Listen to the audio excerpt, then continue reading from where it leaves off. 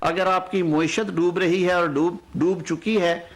3.25 سال میں آپ نے وہ پالیسیز دی کہ پورے ملک میں آج تک جو قرضوں کا حجم تھا وہ ایک طرف، اور اس کا تقریباً 80% آپ نے ان 3.25 سال میں لے دیا، اور اب آپ کہتے ہیں 11 مہینے میں انہوں نے بھٹا بٹھا دیا ہے۔ تو یہ اس گرینڈ پولیٹیکل ڈائلاگ کا حصہ ہوگا۔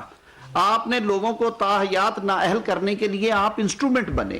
آپ نے پولیٹیکل سٹرینتھ دی اس سارے کام کو، آپ نے اپوزیشن کو دیواروں میں چنا، آپ نے جیلوں میں ڈالا، منشیات کے جھوٹے مقدمے بنائے، سزائے موت ہے جن میں آپ نے پروسیجرل لیپسز کے اوپر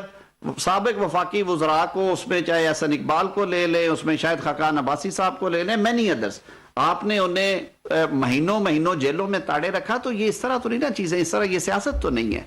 بیٹھیں، یہ ٹروتھ اینڈ ریکنسیلیشن کا پروسیس ہونا چاہیے، بیٹھ کے بات کریں، گرینڈ نیشنل ڈائیلاگ ہو۔ پاکستان میں جو پولیٹیکل ہیٹ ہے اس وقت، آج میں آپ سے یہ بات کر رہا ہوں، میں سیاست کے طالب علم کے طور پہ سمجھتا ہوں، آپ ان حالات میں الیکشن کروا دیں، یہ خونی انتخابات ہوں گے، اس میں ہم ملک کا نقصان کریں گے۔ اسٹار نیوز، جیو پاکستان کے لیے۔